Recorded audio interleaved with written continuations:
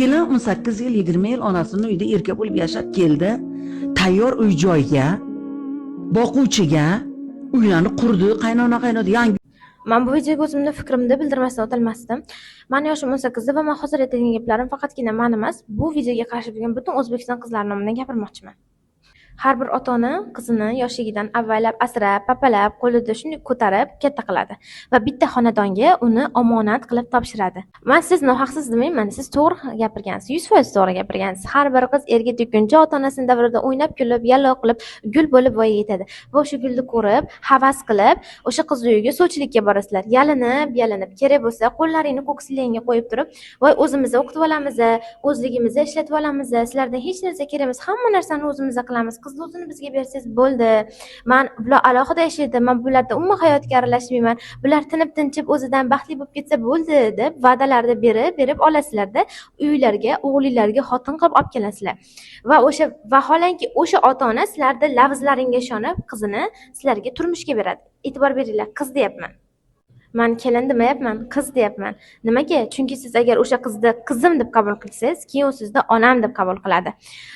U qiz otasining uyida uysiz qolmagandiki, siz unga tayyor uy-joy beryapman desangiz, u qiz otasining uyida och qolmagandiki, siz uni men ovqatlar bilan qornini to'yg'izyapman desangiz, u qiz otasining uyida kiyimsiz emasdiki, men unga qator sarpolar qilib oldim desangiz, vaholanki hammasini o'zingiz xohlab, qizga va'dalar berib sarflaysiz, o'sha pullarni ham, o'sha uylarni ham, o'sha uyda sizni o'g'lingiz ham yashaydi. Agar u uyda siz o'g'lingiz yashamasa, kelin uchun hech qachon bir uy qurib bermaysiz. Chunki o'g'lingiz o'lgandan keyin kerak bo'lsa kelinni chiqarib yuborasiz. Bo'ldi, o'g'lim o'ldi, keting bu uydan deb. Va o'sha qiz sizni uyingizga kelganda orzu umidlar bilan, niyatlar bilan keladi. Bir oilani gullataman, yashnataman, yaxshi kelin, yaxshi ayol, yaxshi ona bo'laman deb keladi. Lekin shunaqangi vaziyatlar bo'ladi, shunaqangi nonko'r qaynonalar bo'ladi, kelinlarning o'zgarishiga sabab bo'ladi.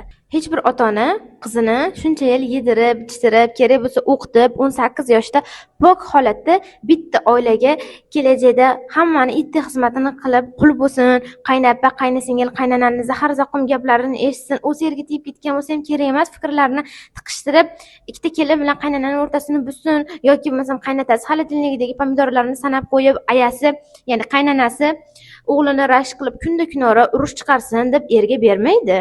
Va men sizlardan shuni so'rab qolardimki, ayniqsa qaynonalardan, siz o'sha uyingizga olib kelgan, o'g'lingizga xotin qilib olib kelgan keliningizni boshida qanaqangi va'dalar berib olganingizni, u qiz siz uyingizga kelguncha nimalardan kechganligini, kerak bo'lsa o'qishidan, ota-onasidan, yaqinlaridan kechib siz uyingizga kelganini, даже ular bermaguncha siz eshigingizga yotib olganlaringizni esingizdan chiqarmasligingizni. Chunki siz uyingizga kelgan qiz, u sizga omonat, Alloh tomonidan berilgan omonat. Omonatga xiyonat qilish eng katta gunohlardan bittasi. Shuni unutmasliklarini so'rardim. Uzr so'rayman agar meni gaplarim birorta qaynonaga tegib ketgan bo'lsa yoki gaplarim sizlarga og'ir botgan bo'lsa yoki yoqmagan bo'lsa. Lekin afsuski bu haqiqat. Sizlar qiynalgan bo'lsalar, sizlar olib turgan kelinlar ham qiynalish kerak degani emas. Iltimos to'g'ri tushuninglar.